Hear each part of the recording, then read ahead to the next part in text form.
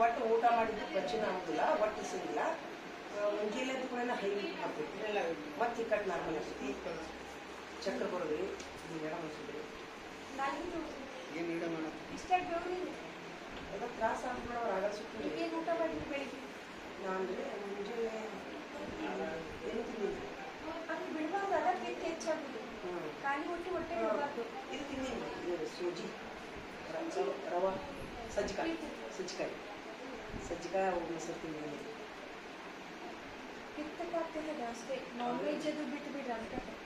Chicken ತಿನ್ನುವಂತಲ್ಲ ನೀವು ಇಲ್ಲ ಮಾಡಿದ್ದೀವಿ. ಅಲ್ಲ ಹೊಟ್ಟೆ ಹಸಿವು ನೋಡಿ ಯಾಕೆ ಹೊಟ್ಟೆ ಬ್ಯಾಡ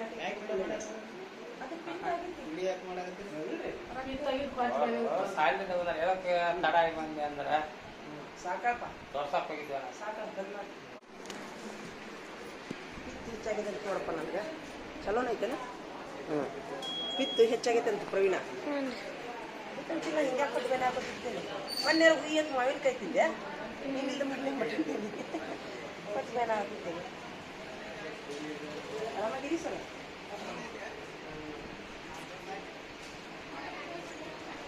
ನಮ್ಮ ಮೇಡಮ್ ಅವರಂತೂ ಭಾರಿ ನಂಬರ್ ಒನ್ ಅದ ನೋಡಿ, ಮಸ್ತ್ ಚೆಕ್ ಮಾಡ್ತಾರೆ.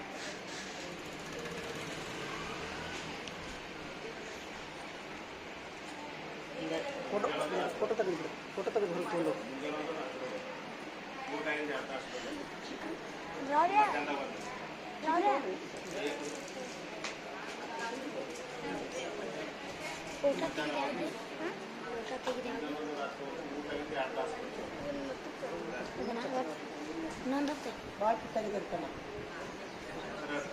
ಬಿಬಿಜಾನ್ ರೀ ಸರ್, ಮುಲ್ಲಣ್ಣವರ್ ರೀ, ಬಿಬಿಜಾನ್ ಮುಲ್ಲಣ್ಣವರ್.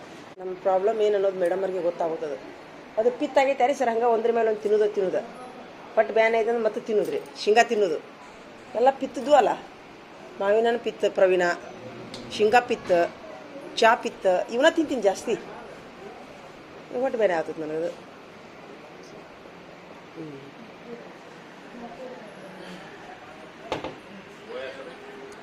ಓಯ್